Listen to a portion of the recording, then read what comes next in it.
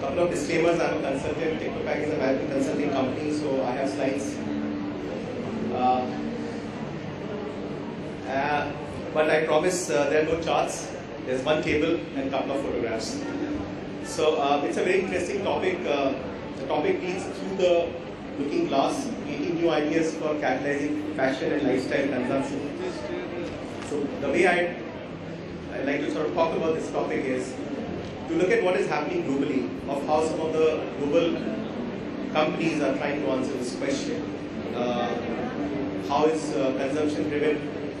What is the role that companies, fashion brands, retailers are playing in this? What are the emerging trends and what it means for India? So I'm not going to take more than 10 minutes just to present some ideas, thoughts.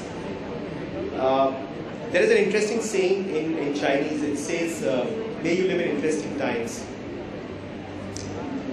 This time that we are living in, from the perspective of this topic, cannot be more interesting than what it is. And the reason is a couple of very interesting and conflicting signals that emerge from what is happening globally. The reason is that there are no right answers.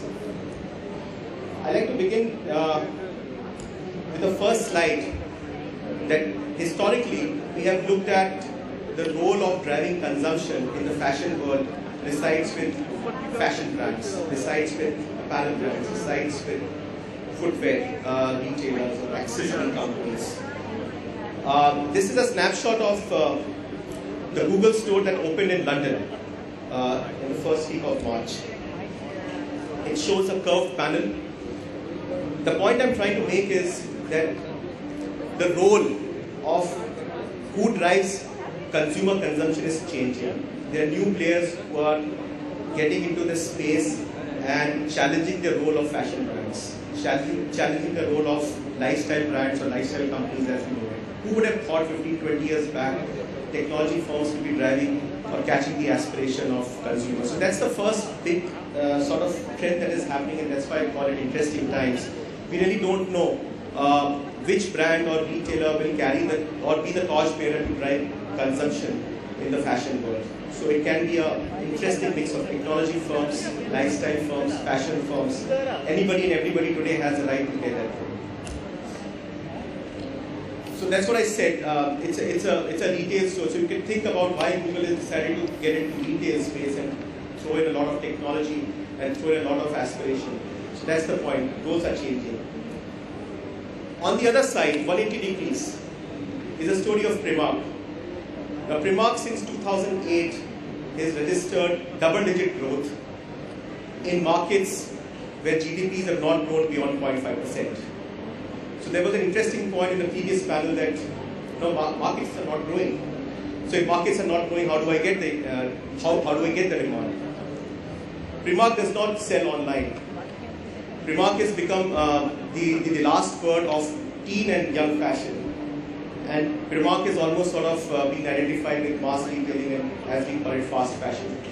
So for 8 years, since the time financial crisis began, for 8 years, a brand which has managed to grow in double digits in recessionary economy. So that's another interesting trend for you to sort of take a bite on. That's why it is interesting, because that's how they're driving consumption. There is almost a fascination for doing something different. So we keep talking about brick stores coming under threat from online. Here's an example of Uniqlo, where their stores actually resemble more like studios and art forms. The kind of pain and the kind of length they go to curating their entire merchandise. So it almost looks like a snapshot from Zen. And it's not very expensive, these stores.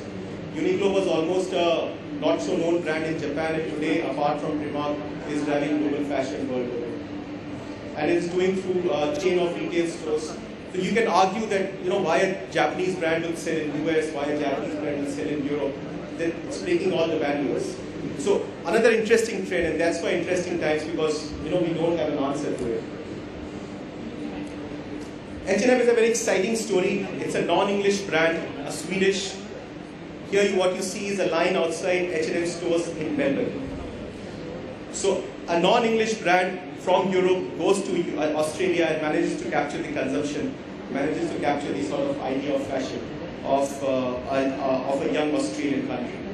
So it's almost become homogeneous. To say that something which is restricted to a certain geography, restricted to certain clusters, is not relevant to our country, these myths are really getting broken because the times are really interesting. And last, I'd like to sort of leave, this is an interesting trend where the purpose of store is changing. The KPIs are changing. It's no more a store where you drive top lines. What you see here is a digital mall that is being pioneered, or not pioneered, but implemented by Adidas in one of their stores. So instead of going and picking up a shoe, you actually go and browse and say what kind of shoes I'm looking at, just click on it. So that's the sort of space that retailers are now thinking globally. So the purpose of stores is changing.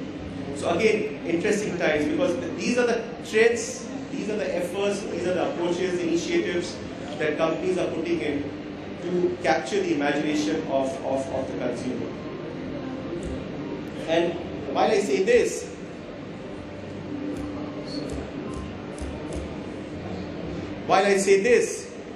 companies which have sort of stuck around with traditional way of doing business, or business as we know it, are struggling and capture bad press for all the wrong reasons.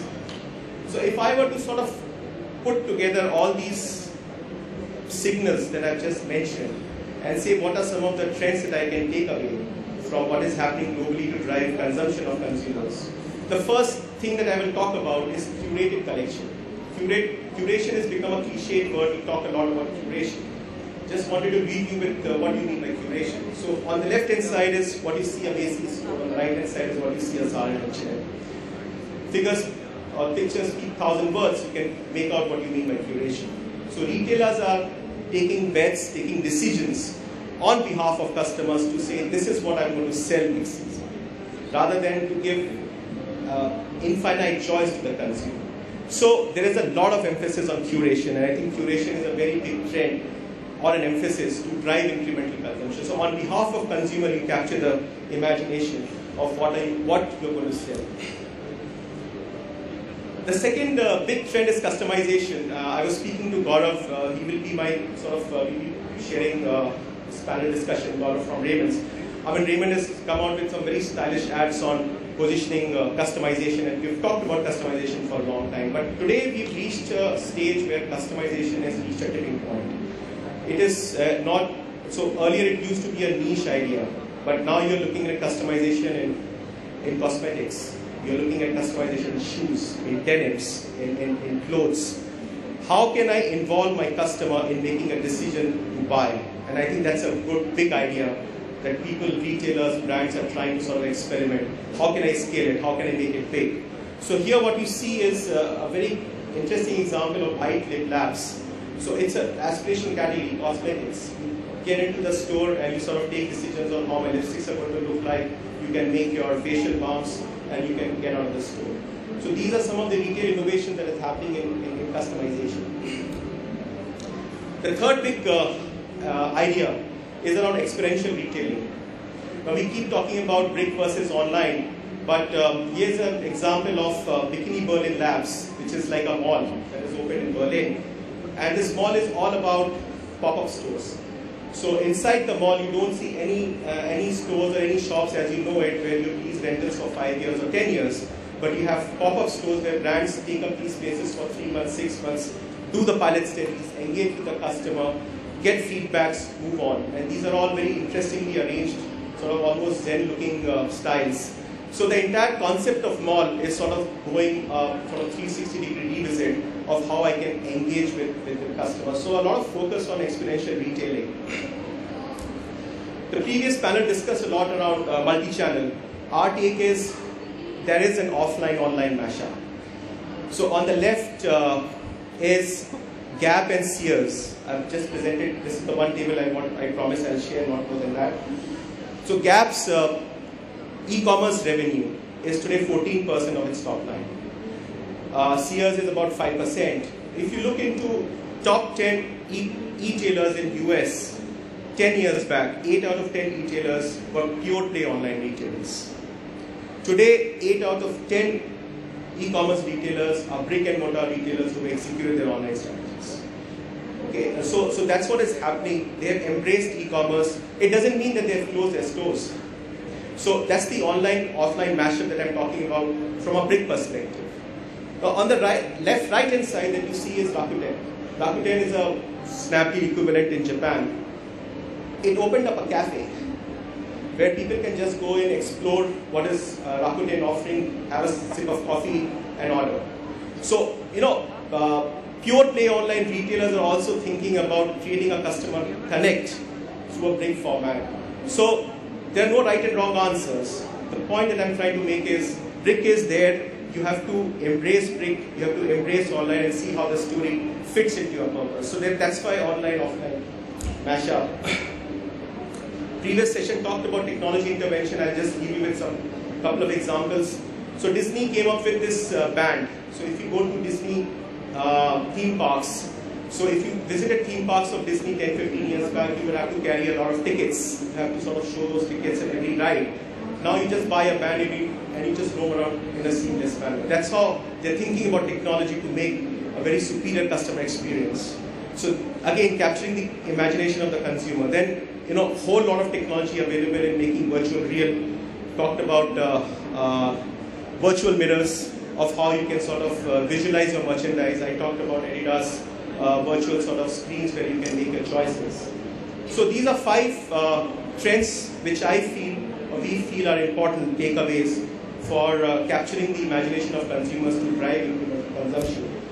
I'll leave you this thought on what does it mean in the Indian context. The first point I like to mention is that India is no different. Sometimes we tend to overplay that India is a different story, but I think enough demonstration of examples are there to say that India is not different. The way Indians are capturing technology, adopting new ideas, adopting online behavior, there's enough empirical evidence to say India is not different. We have to rethink mass fashion. There is no brand today in the country which is more than 3,000 crores. I can talk about branded behavior. One thing that you should keep in mind is that what is mass fashion in US, let's say about a $50 top, I cannot apply the same conversion to India that $50 becomes mass fashion in India, where the wages are 1/10 of US, wages are 1/10 of Europe.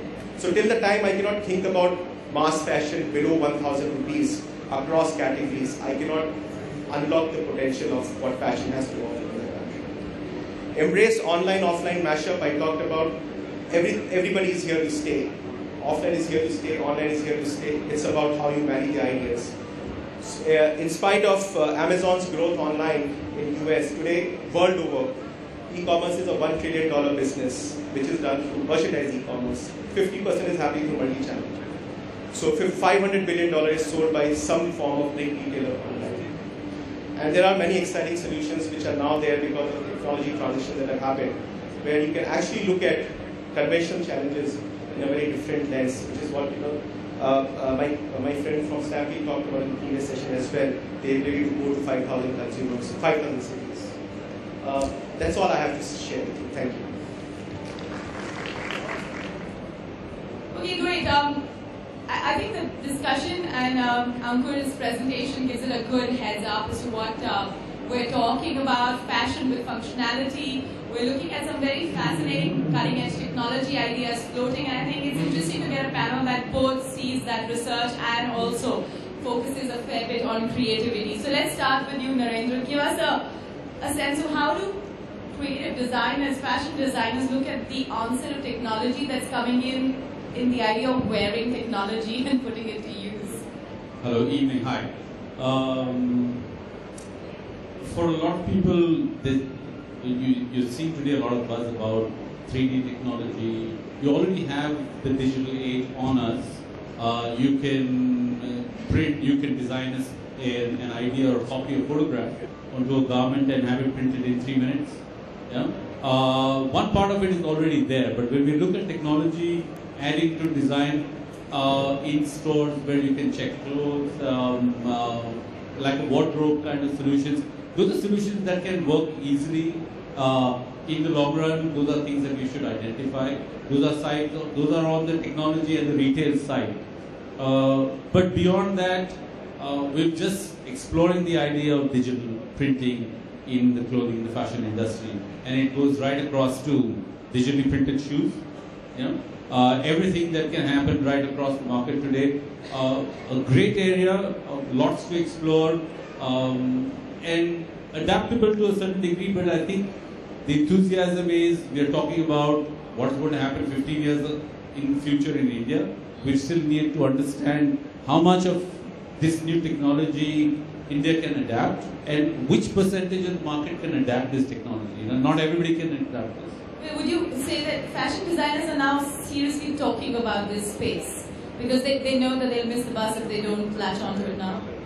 I think so, and I think it is a great opportunity for fashion designers to move into a new space, but really leap into the area of creating brands like foreign designers have brands in this country. Right. Digital age has given them a massive opportunity to produce small quantities of creativity, small runs, which is what is the mantra of brands like Zara and Mango worldwide. And this opportunity really is huge for design. Let's get a perspective from Dilip on this. How does a leather space look at this idea of creativity that takes it beyond showing off? It goes into the idea of, yes, of course, your own products are highly functional because a bag is functional. But how do you get that convergence going with technology, and do you see it with a little bit of distance, or are you finding ways to converge it? So that if you're looking at it, Little towards the mic, yeah. I think one is in the product itself, which is what you just discussed. First comes in the product. And where this is happening is in ways such as, if you have a leather bag, if you lose it, can you trace it? Can you find it? Can you use GPS for that? Can you, the biggest bugbear we all have, can you put your cell phone in your bag and it gets automatically charged? These type of very functional, simple technological solutions are beginning to come into leather bags. In terms of designing, I still haven't seen really any custom designing of bags happening beyond what we've seen in the last 10 years, 15 years. I don't think technology has become very involved in terms of design. Right. But the second thing, which I think is probably more critical for us, is the experience in the store. I think that's where technology is becoming more critical for us. And what are you doing with it? Well, what we started is just to make it more interactive.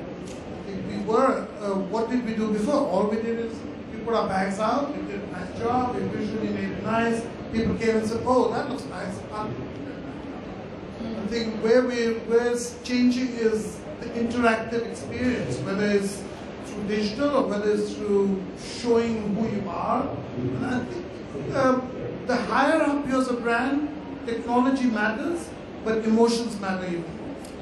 I think that's very interesting, the confluence of emotions, experience and technology, which really all of you are at the forefront of, because you've got fashion to sell. So Vishal, let's get Forever News perspective on it. I mean, again, it's a vibrant store, but you've got to constantly keep up with young people's changing demands. Absolutely, Shai. It's very vibrant. I think I take on Dilip, stores. I think it's very important for making stores happen in the multi-channel world now. The way we go about it, if I just look at, we've had a very interesting insight in the last discussion about online and offline in the previous discussions. If we can manage to make stores happen in a multi-channel world, I think we'll have some wins over here. And it's a simple formula, not a form, simple way of doing this, I would say. If I would just break a store and choose the letters, let's say S, start by redefining the role clarity of the store. Product has always been the king of every brand, of every retailer. It will be going forward. But we can start by redefining the role clarity of a store, like we redefine the role clarity of resources in our organization. somebody underperforming, somebody's overperforming. We coach, we mentor, we teach, we train, we develop them. That's easy because it's two-way communication. But how do we do that in a store? There is no two-way communication there. So look at certain parameters. Look at convenience of the store. Look at efficiency of the store. Look at is your store giving instant gratification to a customer, or is your store are customers coming to your store because of the touch and feel factor?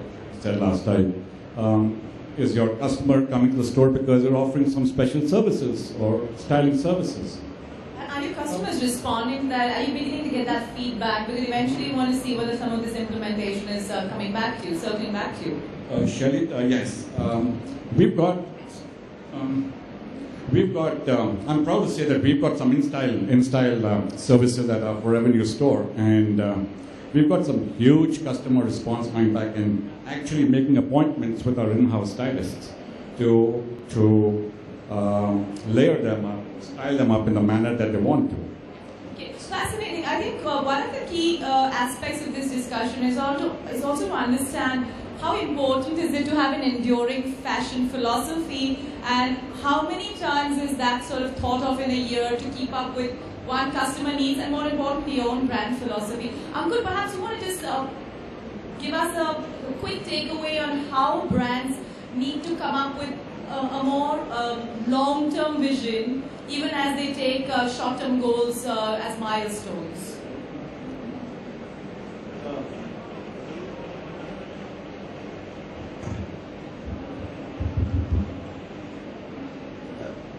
It's a very interesting sort of question, because normally that's the big challenge for brands, how to balance short-term business objectives with where the brand should head in the long term.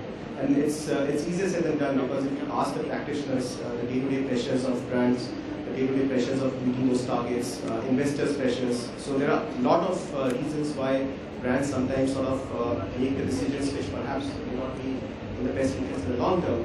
But then the argument is that if I'm not there in the long term, then Just hold the mic closer, yeah. If I'm not there in the long term, then what's there to?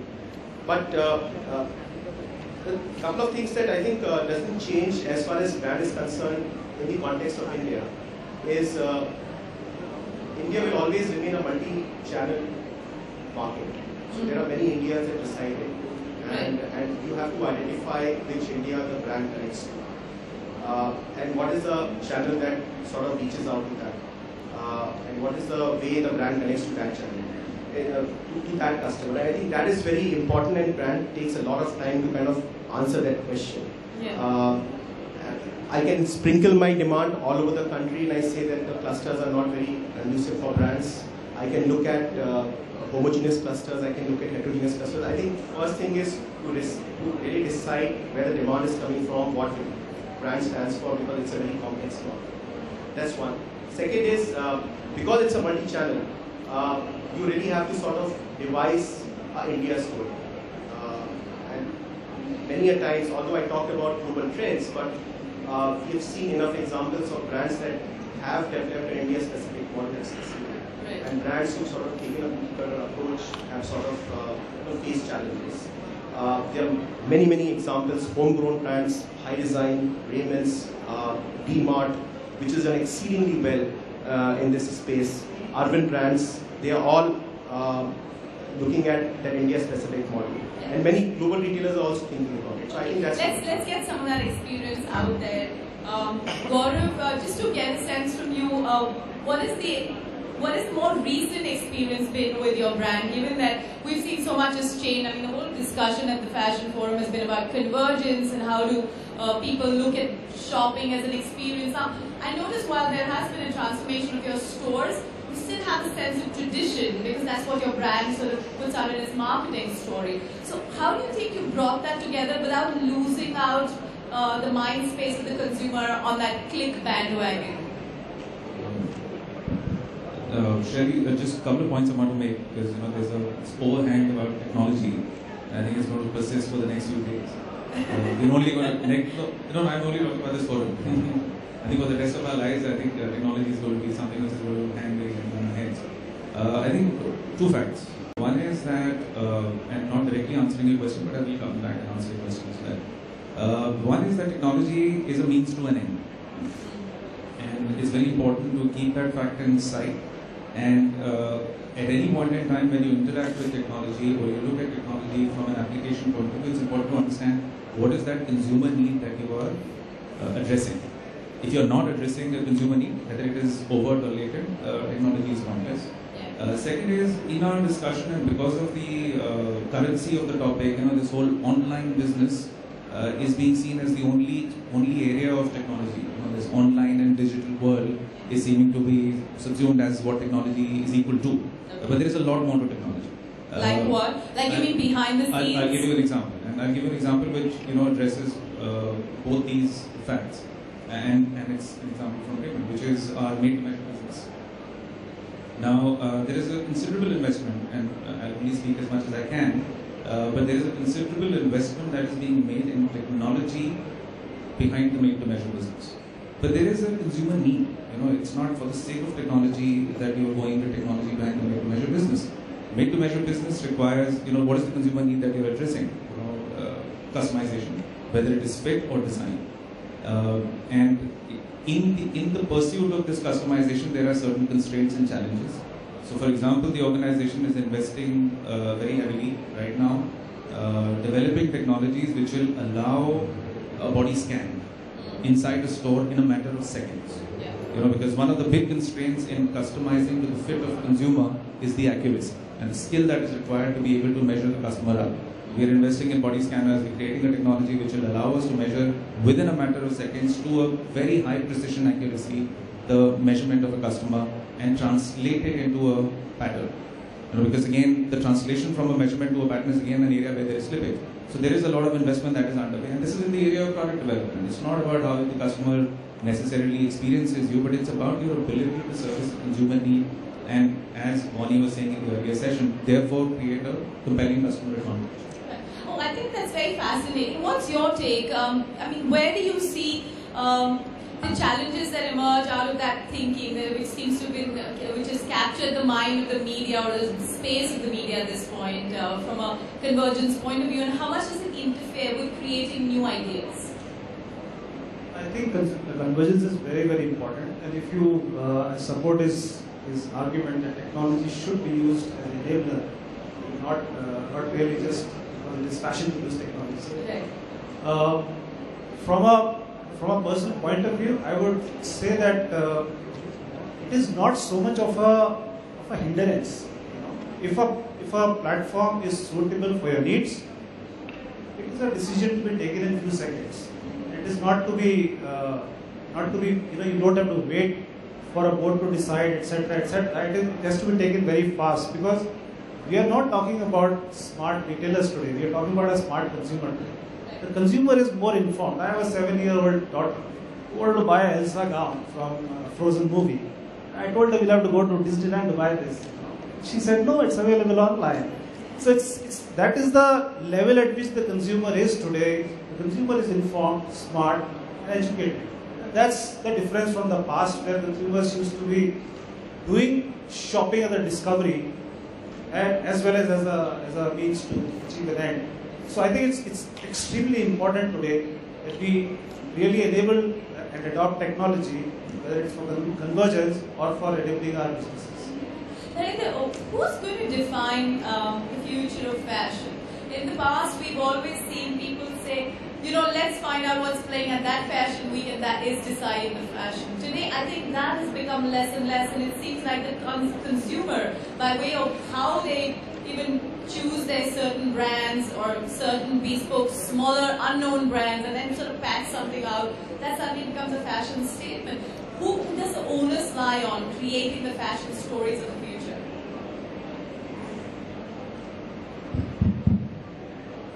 Can we get that mic? Sorry, yeah. Yeah. Hello. Yeah. I'll just give a little history. I think in the 80s, it was the fashion directors at Vogue or Elle magazines who really decided what the globe should be wearing.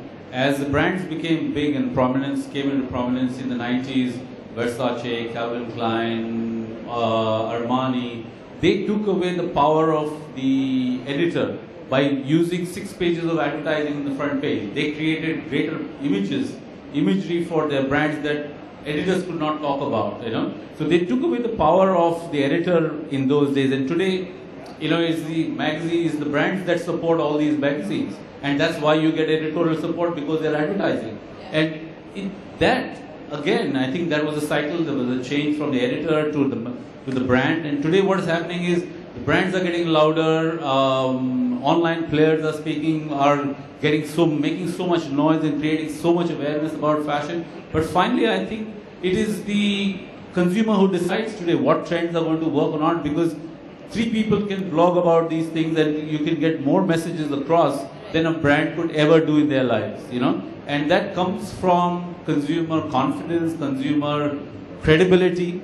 And these are people who are really defining the fashion today. Brands can talk, brands can portray themselves as fashionable places or showcase their products. And I think consumers today are greater disposability about deciding WhatsApp, social media. It's changing the game of how we're selling fashion. So tell me, what does this do to you? And what is making you feel sleepless at night when you think of the future of your business? And how are you waking up to it with an answer? So, I would think personally my business would be, I would keep one part of it bespoke and couture, form a small crowd of people to maintain the size, maintain the identity of my brand and give it a life and give it a vision. But on the other hand, when you're looking at the mass market and the middle market, people are looking for freshness every day, because you're being bombarded by, earlier it was just television that was bombarding you, today it's social media that's bombarding you with a million ideas every day.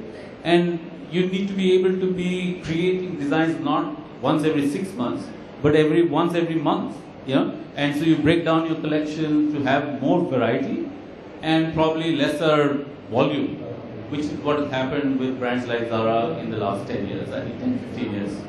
Okay, let's get your take, Vishal. You were nodding your head in agreement when you talked about freshness of products and designs. Now, that must be pretty hard on a store that has to constantly live up to that, right? Absolutely, Shelly. We at the brand, we launch stories every month just to keep the freshness up in stores. And I know the amount of back work that goes on in the design studios, because rightfully, like Radinder said, every customer, they want something new. Customer service has never been easy, never will be. Customer demands have never been easy, never will be. You need to keep innovating, keep inventing. So launching every story every month is a challenge in itself, but that's the way, at least in the fast fashion business. Indeed, but I think what people will probably find valuable at this stage is that a lot of these people in our audience, as the one we heard in the previous session as well, they're creating their brands of their own, right? So they have that whole space to go out for and say, okay, but you're a fashion brand and so am I. Yeah, all right, you've been known for 10 years, but guess what? In the next 10 months, I'm going to be up there. So how are you engaging with that consumer thought process? That part, Shelly, I think we're keeping things simple. We're just trying to get back to basics. It's so complicated currently, it's so cluttered, the market is so cluttered, it's so complicated, so I think it's just best to go back to basics, keep things simple. We're trying to reinvent the in-store experience, hopefully for the consumer. We're trying to tailor-make categories accordingly, depending on the strength of the store. We're trying to optimize using forward-looking analytics in the decision-making process. Just stick to basics, trying to make things simple would be a good engagement. Ankur, is this the general defense that people like to use, that I like to stick to basics or go back to basics or go to the traditional thought or whatever that is? Or is it that truly the space is becoming cluttered, perhaps giving the consumer reason to say, I'm going to go away from the mobile just temporarily because of the damn call drops to the landline. I mean, the number of people, for example, are going back to the landline. So is there sort of an analogy on the fashion front for something like that? See, fashion is definitely becoming democratized. The reason why brands versus retailer fight is fought globally is for the reason that Pull it still closer, yeah. That's you know, is the reason why Zara and H&M has been successful compared to the brands, because accessibility to fashion is becoming more democratized, more cheap, more mass. Having said that, the process of brand building still goes back to the basics. So it does not mean that because the fashion has become democratized, I cannot build a brand. So the process of building the brand from marketing spends and the way you used to position it earlier has now moved to customer experience, has moved to repeatability, has moved to promise of quality. So those are the elements that allow you to differentiate in the market. So while we say that there is so many choice available, but in my mind, there are brands and there are trademarks. So they may be called brands, but after 6 months, 2 months, 3 months, they are not available. So they are just mere trademarks. Brand is something that captures the equity in the mind share of the consumer. And to that extent, I think only the process has changed. The principle remains the same. Yes, sure. I wanted to make a point. I think what's important is two things, and it is basics. And fortunately, it will always be basics because that's the only thing that matters. The first thing is remaining connected to your audience, like what Mani again spoke about, knowing your tribe. Yeah. In today's digital world, the tribe is very vocal. The tribe has a lot of, the viral impact also results in opinions getting magnified. I like something, I post it, and 5 other people, even if they did not really think it was great, start liking it, not liking it, and the whole magnitude of that trend, so to speak, starts amplifying. And I think what we as business people, fashion people need to do is have our ear very close to this. It's easier because it's all out there. It's tappable. We don't understand that technology necessarily very well today, but it's something that we can learn. And there are several of us who are in various stages of beginning to learn it. So number one, stay connected, listen to your consumer, get to know your tribe better. But the most important thing is to be able to respond very fast. And nimble supply chains, very nimble, responsive supply chains, and they're not easy. Constructing them in such a way that as soon as you know what you need to do, you're able to do it, and after some time you need to do something different and you're again able to do it. Needs a lot of engineering in your supply chain. It's mindsets, yes, but also needs a lot of construct in terms of, again, technology, machinery, the way you organize your people and your processes. That's when you've innovated, that's Well, one example is Zara. It's one of the most successful brands worldwide. And what it did, not to the level that perhaps will be required in the future, but what it did 20 years ago was very similar. They broke the mold. They stepped out and said that why do I need to take 1 year from, which was the norm, from my idea to float? Why can't it be a matter of weeks? And all it took was investment in technology, investment in process, and the belief that it can happen. And they broke the mold and everybody is following, and it's only going to get crazier and faster. But I guess none of us has any other option but to be glued onto it. It's very interesting. I mean, within the industry, as you're now beginning to hear, Dilip, that it's going to get crazier and faster. And I think for brands that are steeped into tradition, big brand names, etc., that becomes a bit of a puzzle sometimes on how to keep up with that speed. What is it that you're doing at, let's say, High Design to reflect that craziness at this point? Actually, I wanted to disagree very strongly with him. Okay. we love disagreement on I the think panel. everybody's talking about Zara, everybody's talking about democracy, everybody's talking about mass manufacturing, mass everything. I think the world is separating, and I don't think the story is the same for everyone. Yeah. I remember a conversation with Yves Carcel, who pretty much created Louis Vuitton, and he said his biggest challenge was that he's become so big, and how can he make himself look like he's not big? Yeah. And I think, so, you have brands that are going up and trying to not be mass, not be democratic, be exclusive, and talk about everything the opposite of what Zara's doing, H&M's doing, what you're doing. And I think that's what we find ourselves doing more and more. We're looking at trying to create an impression when you walk into a store. We tried that at Bangalore Airport, for example, that we are an individual, we're a person. Get to know us as an individual. What's my character? What do I like in my life? What is the lifestyle I like? And that's the complete opposite of what we've been all talking about here. You started out with technology, but you moved on to make us all look like we were all mass manufactured and all very democratic and had no exclusivity, and we were all boring. Until we have personalities also. But remember, the mic's in your hands. You're calling yourself boring. I'm not. But I'd like to I think it's a very fascinating thing that he said, and he brought up Yves Castell. When I interviewed him about 5 years ago or 6 years ago, one of the things he said, the interesting part about entering a market like India is that it allows you to go beyond your established products, just like the way they played with advertising. They took the tennis stars into a tiger safari, or they sort of played with their advertising. They said that India was going to be that market where they would experiment. But I think what you're coming back to is something that even Bonnie Brooks earlier reflected on, some of the small brands that are bringing out an identity, something that resonates with you. And the question is, how well do you tell that story? I mean, you could be a mass brand like Apple and still tell a story, but you could be a very niche brand and still tell a story. So I think while you may disagree with Ankur on the democratizing of the fashion part, there is a story that people can tell with large scale too, and perhaps Vishal wants to mention that. Shani, we at the brand, we had when we launched in India over here, we had a share of hiccups, understanding the consumer, understanding the Indian market, and taking the learning curve forward. I think we slowly transformed ourselves into understanding what we need to give to the consumer over here.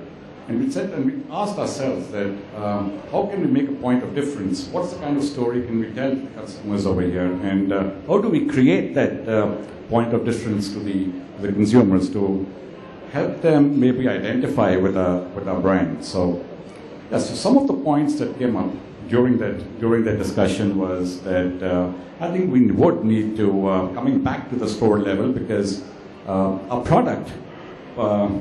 Fortunately, was in any case accepted by the Indian consumer. We started focusing more on the store levels, and we started treating the store as an actual resource that we saw, and we started building on the stores, not the fixtures part of it. Somebody just said in the last discussion, nobody talks about the experience, about the fixture of the store or the computers on the store. They talk about the experience at the store. So I think we try to make that as a point of difference, and we're trying to get that story across, that once you enter into a store, let's get that experience, wholesome experience that you can go and talk about to the people. Let me ask this question to the audience. I mean, we've all been talking about experience. All of you, I mean, you may well be in part of retail industry, but you would still go shopping, right? Who doesn't go shopping? When you walk into a store, if you were to put a scale of 1 to 10, would you say experience is at an average of 5, or would you say it's closer to 10? I mean, how many of you believe that experience is probably the most important factor to change a store's fortune? Hands up for those who believe that. Really? Anyone in the retail sector? Come on, guys. Wake up. Just push your hands all the way up. Don't be so hesitant. So do you all believe that experience is very critical? How many of you believe that technology is going to bring upon that change of experience? And the rest believe creativity will? So, yes, sure. When you talk about democratization of fashion is when everybody can do the same design, follow the same season. What differentiates one brand from another is creativity. While everything becomes flat, it's only creativity that can decide or make a difference between your brand and another brand. And therefore, I think design at that point really, and a creative vision for your brand really makes the difference. A lot of our brands today cater to everybody without having a strong, decisive vision about how they should appear to a generation that is changing and that has multiple choices. So you're basically saying that every brand has an individuality at this point if it wants to succeed. It does. Look at brands like Burberry. Burberry has a creative director. who has transformed the brand from just being a creative designer head to being the creative director who envisions how it should be portrayed in the world of the future, how it should be portrayed to a new generation of young people. And it's not, the designer's role today has moved from being a creator to an envisioner of the brand. A lot of the brands are business driven. So not very many have that kind of vision, creative vision for themselves. And this is the creative vision that is differentiating all the large brands from one another. Yeah, and then they don't have to be mass.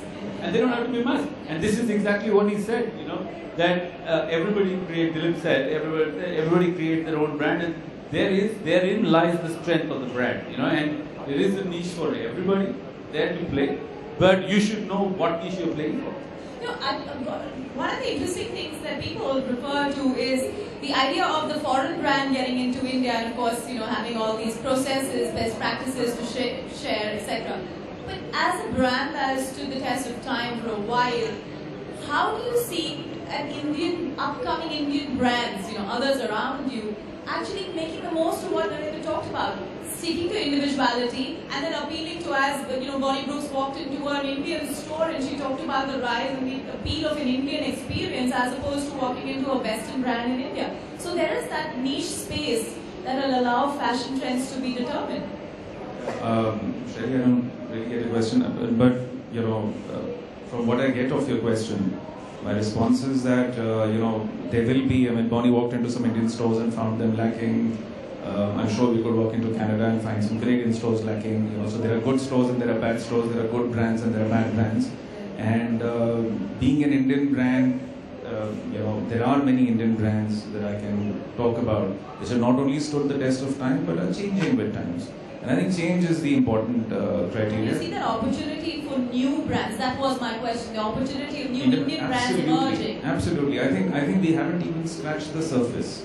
I am a huge believer, not here, but have been for a long time in all my public speaking about the opportunity that exists, the mammoth opportunity that exists for Indian brands to emerge and become global powerhouses. I think it's starting to happen. And I think it will happen at an exponential pace. I'm very, very optimistic and confident that you'll see a lot of Indian brands emerging, taking the global stage as far as fashion is concerned. Dilip, how do you look at this scale, size, the big fight with big brands? Is it a fight at all? Because like he said, there's so much scope for Indian brands to reflect their individuality and grow. Do you call scale a determinant of growth, or do you call impact a determinant of growth? Before you say something, I just wanted to challenge him a bit, and you will like it. It's good for the panel. Is that this whole thing of following your customer, listening very hard to your customer, and what maybe Ankur articulated as democratization does not mean that you don't have a point of view. It's just that you listen to whatever's happening around you and have a point of view. So I just wanted to make a statement that listening, following, being responsive does not mean you don't have a point of view. Because in fact, in my opinion, even if you want to be very exclusive and stand for something, and even if it is something which is niche, you need to be aware of what's going on. Where are the consumers? Where's their headspace? It might not necessarily be their opinion on their overtly articulated opinion on fashion, but it just might be the trends that influence them. So just wanted to make that fine point. You want me to answer him or No, you? I want you to first answer my question, and the question that will probably give them a sense of whether you look for impact as an individual brand, and you look at scale as a resonance of success. How do you pick that? Well, I think everybody has their own story. I think we've never really looked at size that much. And I'm not confident that every culture has the possibility of creating great brands. I think most great brands have been built from very few cultures, in fact. I would say, you look at Italy, France, 2 or 3 more. And I think the complexity of the culture matters a lot there, because design comes out of your culture. It doesn't come, it's not coming out of a vacuum somewhere. So I'm not sure, and I think when we say that India has a lot of potential, yes, India is a very complex culture, so it obviously has the potential. But do we see a lot of them coming? No. And why not? Because you don't have the infrastructure for it.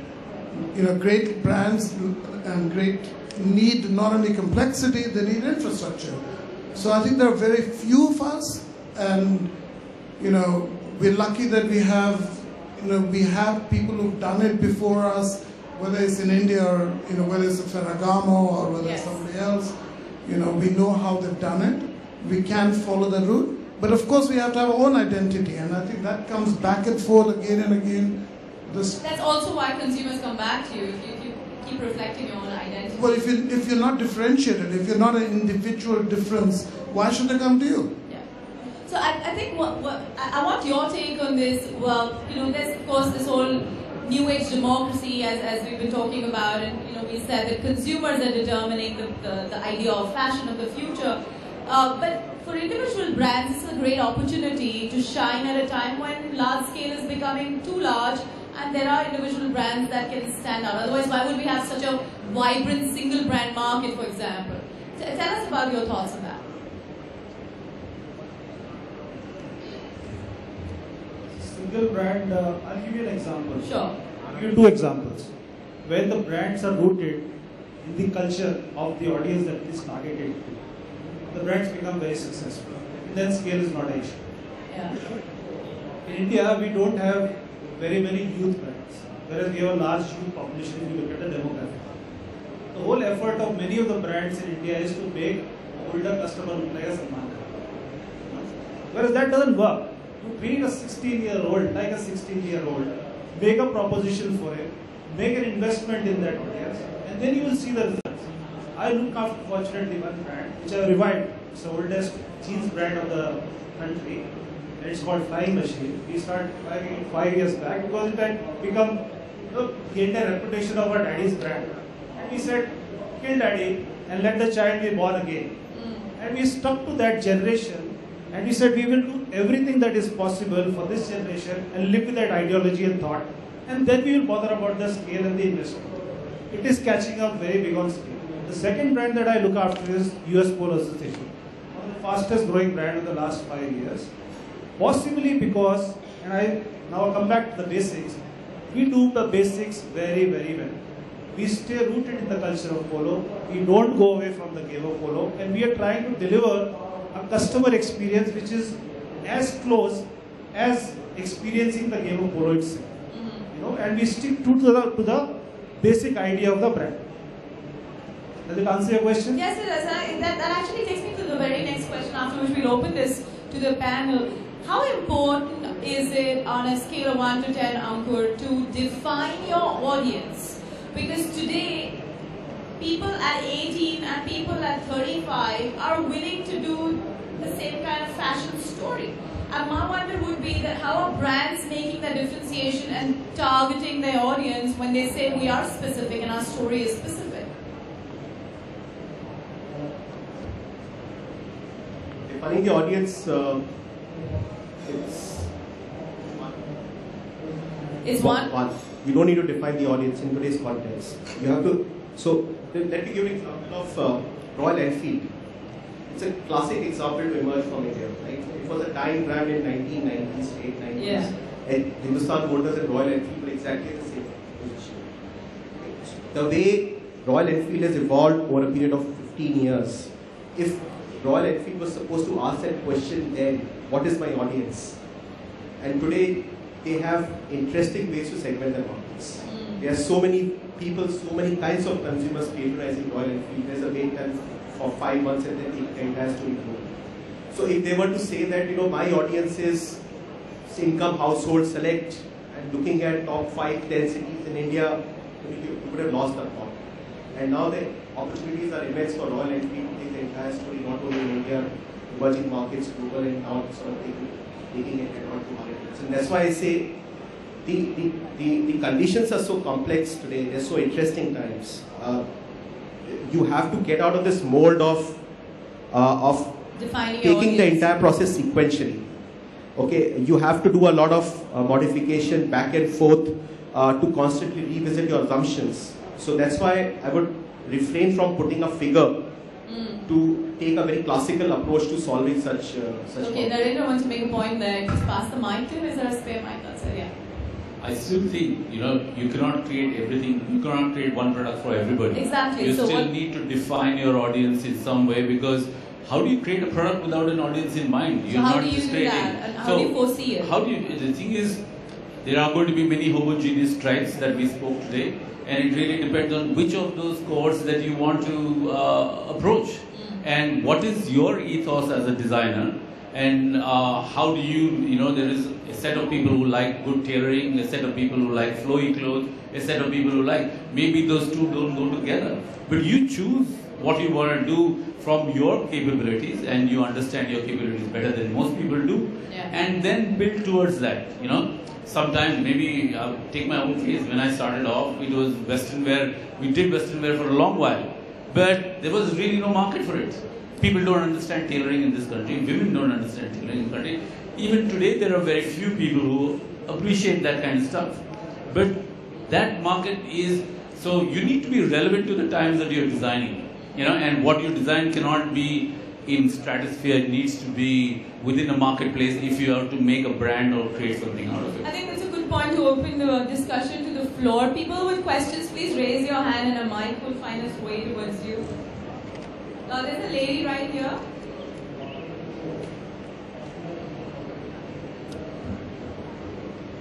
Do introduce yourself and ask a question. Thank you.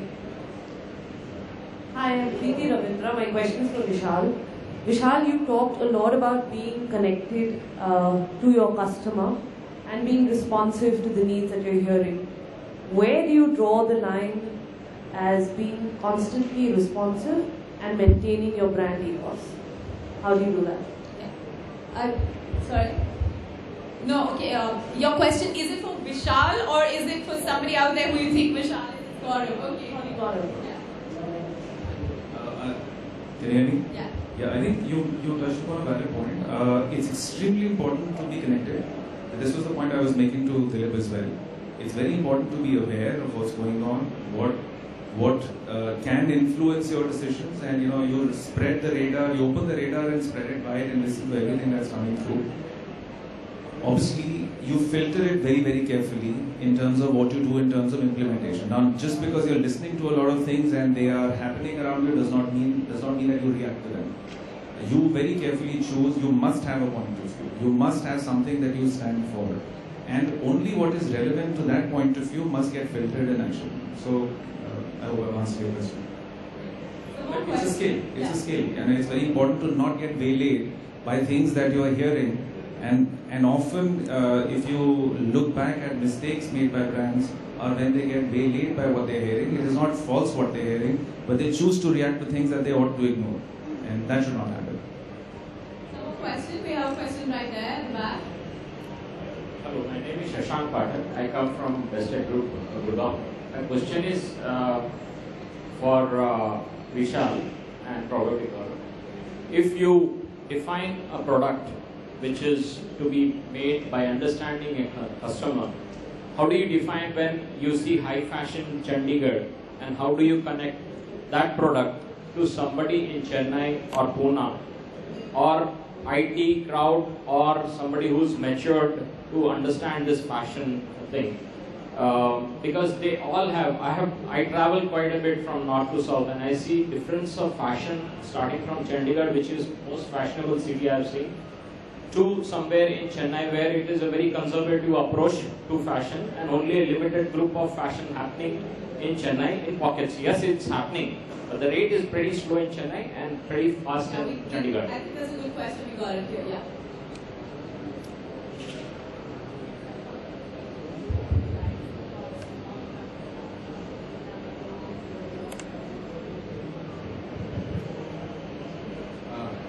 So, as a global brand, fortunately or unfortunately, we cannot cherry pick or be completely elusive towards a Chandigarh market or a Chennai market. But yes, what we do amongst the global range that we have is we have a very strong allocation process. So when we pick up a range from the global range, we have the Chennai demographics in mind. We do keep the Chandigarh demographics in mind, and the allocation process that we run through the team is how we define which product goes into which city or which area.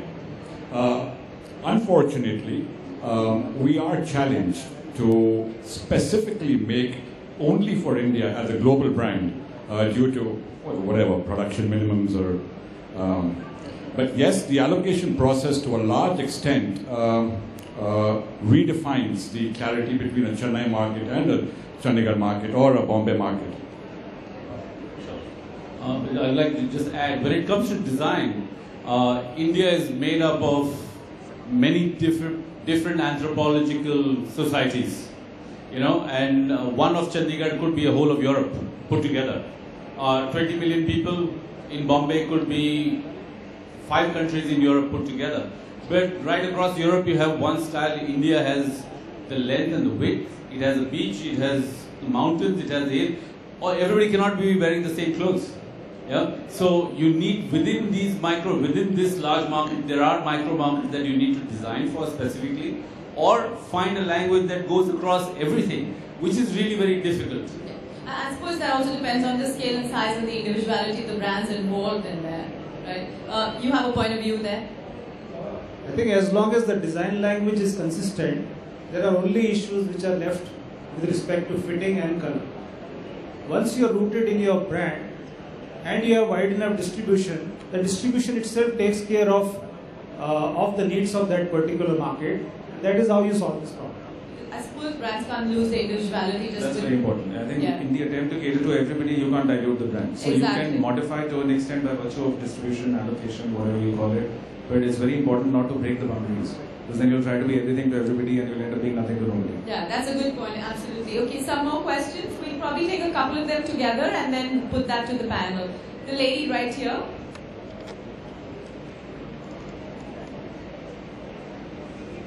Yes, I've been in India most of my life, so I come from America. And until very recently, I have always felt that Indian fashions were taking fashions from abroad and retranslating them here. Is that still the case today, and will that be the case going forward, as far as you know? I think even when it happened as a context, even when it happened in Japan, after World War II, the Japanese aped American clothing like it was nothing because that was what was available, until they found a certain sense of maturity and confidence in their own economy. As their economy started growing, they started getting more confidence in themselves and started implementing their own design ideas and looking forward to building their heritage into design ideas. In India also, if you look at from the first time Fashion Week started, the first week I remember in 2000 when it started was 80% Indian clothing, 20% Western. As it went on to a decade, it became 80% Western and 20% Indian.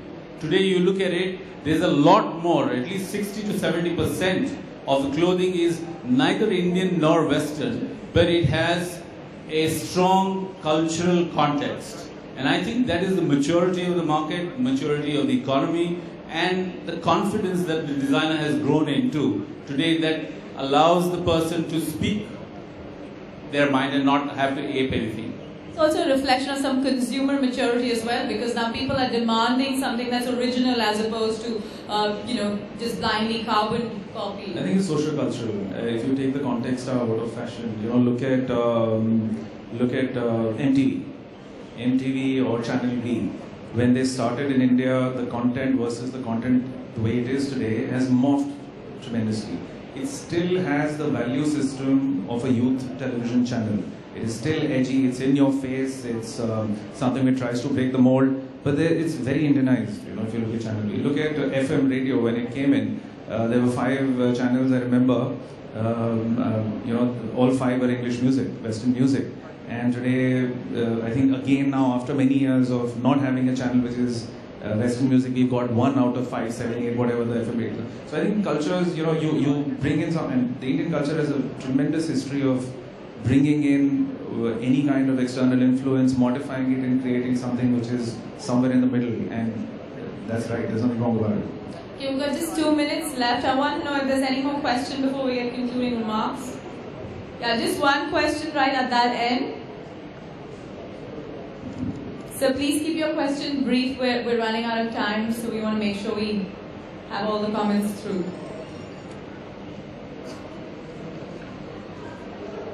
Hi, I'm Rajan. Talking about the defining the audience, take a product like Apple. When iPhone was, I would say, invented, not discovered, was there audience in mind? Gender, age, or you created a product, it became a lifestyle product, and everyone started following it. We call it a mass product, or it's a design product. All right. I suppose, yeah, I think maybe a lot of you could actually reflect. Ankur, do you want to start by reflecting on it? I mean, is it because of the nature of product involved and also the turn of the whole innovation cycle, technology, and so to speak? Why did Apple appeal, and why can't we create one kind of fashion for all audiences? It's a tough one. I mean, when you're talking about that one brand, that one idea should stand like a universality of the idea, and that brand stand for multiple things, multiple attitudes, multiple behaviors. It becomes a tough one. Also, the center of this is utility, right? At this point, I think that can't be taken away. Apple was created to fulfill a consumer need. And I think it all comes from the customer need and how it is serviced. They created a product that conveniences people's lives. And I think that is what is the idea of technology. And new products that are coming in are based on making that life that much more convenient. Not really, technology is enabling that kind of stuff. And new products, as Apple have done, has really made your life that much more easier. You want to make a point, Gaurav? Okay, no, sir. Okay, I'm going to ask you all to stick to one word as we conclude this session. My final question to each one of you is that what is that one thing that's going to determine your fashion philosophy or creative philosophy as you go into the next 3 to 5 year period? And I want you to give me that one, it should be a one word answer, whether it's technology or whatever. So let's start with you, Vishnu. Just keep things simple. You'll have to be louder. Keep things simple. Keep things simple. Okay. Innovation. Consumer. Individual personality. Okay. Consumer insight. Unlearn and relearn. Unlearn. Okay. I think all of those put together, if everyone can grasp those few subjects, then we're quite in good stead with respect to fashion philosophies going forward. I'd like to thank my panel. Thanks very much. I'm sure some of you are going to be here for the next 3 days, so we'll get more and more insights. And this panel is, of course, going to get off stage, so anybody looking for a more BS, you can catch them for any more insights that they may not have given on stage or maybe away from the topic. Thank you very much. It's an indeed pleasure. Thank you very much to Shaili and the panel.